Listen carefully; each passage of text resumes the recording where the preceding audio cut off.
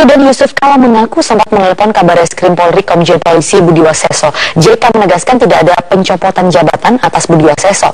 Namun JK juga menyebut rotasi dalam tubuh rotasi dalam tubuh TNI dan juga Polri merupakan hal yang biasa. Saya telepon waktu saya dari Seoul, apa yang terjadi, jadi jelaskanlah apa yang terjadi. Namun ini tidak ada pencopotan Buas. Kalaupun terjadi tentu tour of duty yang biasa, kalaupun terjadi di kalangan polisi. Meski mengaku belum mendengar langsung sinyal pergantian dirinya, Komjen Polisi Budi Waseso menyatakan siap diganti. Buas juga mengaku siap ditempatkan di mana saja, termasuk sebagai Ketua Badan Nasional Penanggulangan Teroris atau BNPT, dan Buas ini juga berharap penggantinya lebih baik dari dirinya. Kalau pada akhirnya memang harus mengalah dan bukan istilah mengalah atau tidak mengalah, ya. Ini saya sampaikan, kalau prajurit Bayangkara itu harus siap ditempatkan di mana saja, gitu kan, dan dia harus melakukan pekerjaan sebaik mungkin, ya.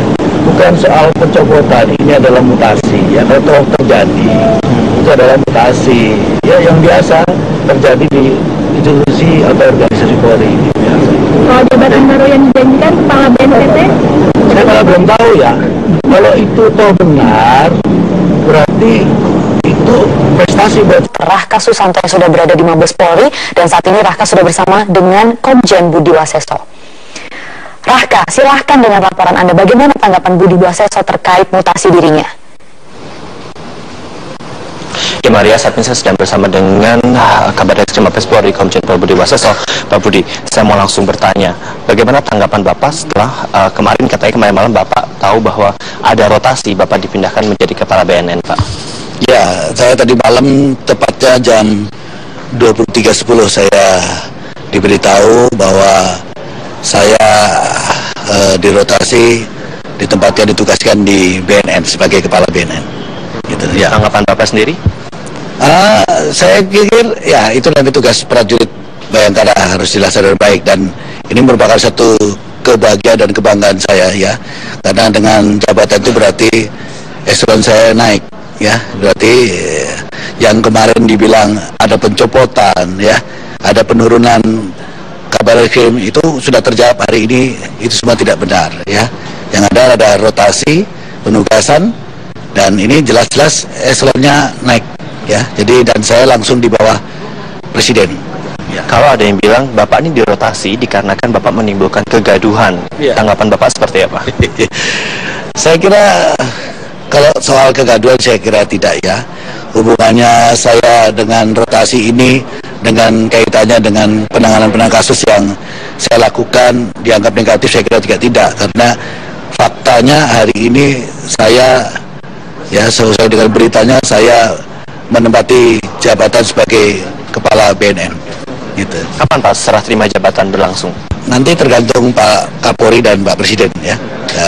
Saya hanya menunggu saja perintahnya lebih lanjut, ya. Tapi hari ini masih melaksanakan tugas-tugas sebagai Kabareskrim. Nanti setelah menjadi Kepala BNN, ada target ataukah yang pertama kali akan Bapak lakukan seperti apa, Pak? Yang jelas saya akan mengenali dulu tugas pokok saya ke dalam. Kemudian kedua, saya akan mengaudit seluruhnya, ya, tentang tugas-tugas yang ada di BNN, ya, baik secara kinerja, baik pertanggungjawaban penggunaan dukungan anggaran secara keseluruhan, sehingga kita akan bekerja dengan baik. Gitu. Harapan saya itu. Siap, Pak Budi. Terima kasih atas waktunya, Pak. Semoga terus sukses. Tapi ada satu pertanyaan lagi, Pak, yang mungkin cukup menarik adalah, selama Bapak menjabat sebagai Kabareskrim ini kan ada tugas-tugas pokok yang tertunda. Mungkin setelah Bapak dipindahkan menjadi Kepala BNN, ini bagaimana Pak penyelesaiannya nanti, Pak? Yang jelas tugas yang belum selesai saya kerjakan menjadi PR yang pejabat yang baru akan saya teruskan.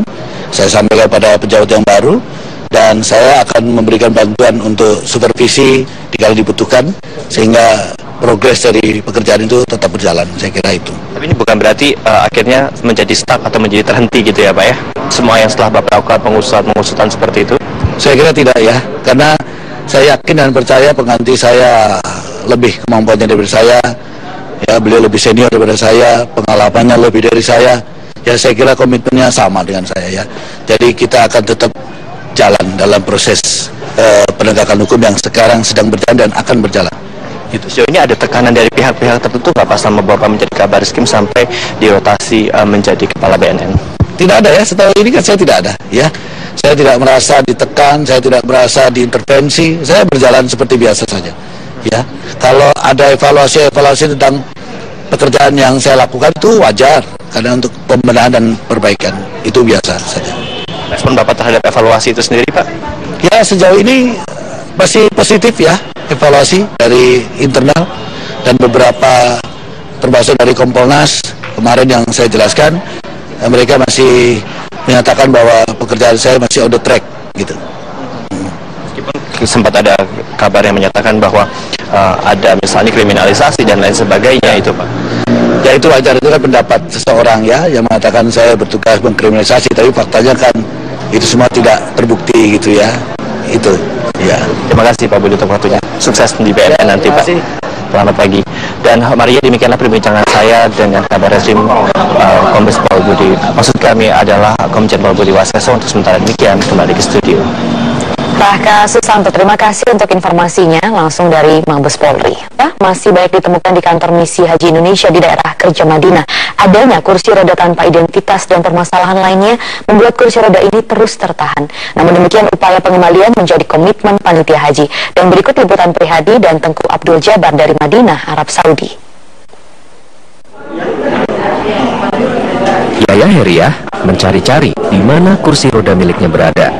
Petugas Misi Haji Indonesia Daerah Kerja atau Dakar Madinah pun membantu mencocokkan data Yaya dengan ratusan kursi roda yang disimpan di aula kantor Misi Haji. Ini mencari itu kursi roda, ya. Karena seminggu nggak ketemu, terpaksa saya cari ke sini. Sudah ada kursi roda? Sudah nggak ada yang aslinya, tapi diganti dengan yang tahun lalu. Jika Yaya akhirnya membawa kursi roda bekas ke penginapannya, bagaimana nasib kursi roda jemaah lain? Masih ada 40 kursi roda yang belum teridentifikasi. Sementara sudah 159 kursi roda didistribusikan ke sektor para jemaah. Petugas mengaku kewalahan mendata kursi roda tanpa identitas jemaah.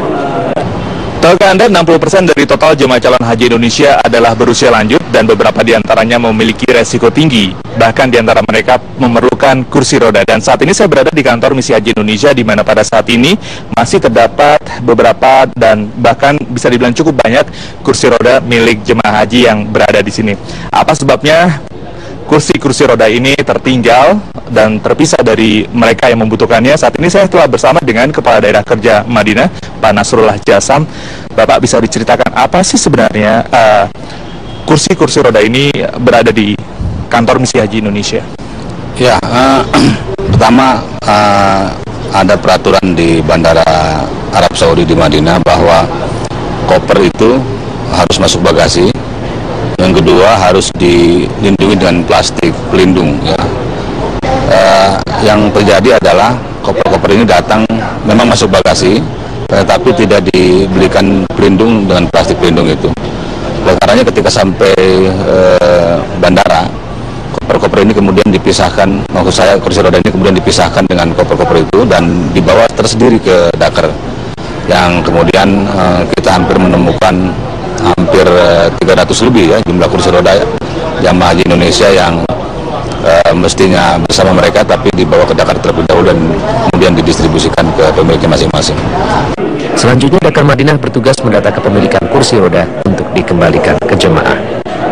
Jadi bagi Anda jemaah calon haji yang merasa tertinggal atau terpisah dari kursi rodanya, jangan perlu khawatir karena memang di sini Anda bisa mencari-cari ataupun jika memang belum ketemu dapat dipastikan komitmen dari panitia haji sendiri akan selalu membantu mencarikan di mana kursi roda yang Anda butuhkan itu berada.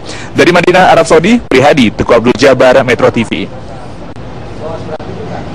Kembali di Metro Kini pemirsa, dan langsung saja saya akan mengajak Anda untuk melihat kepadatan arus lalu lintas pada pagi hari ini. Telah bergabung petugas NTMC Polri, Bribda Putri Cikita. Selamat pagi Bribda Putri, bagaimana keadaan arus lalu lintas di Jakarta dan sejumlah kota lainnya pada pagi hari ini?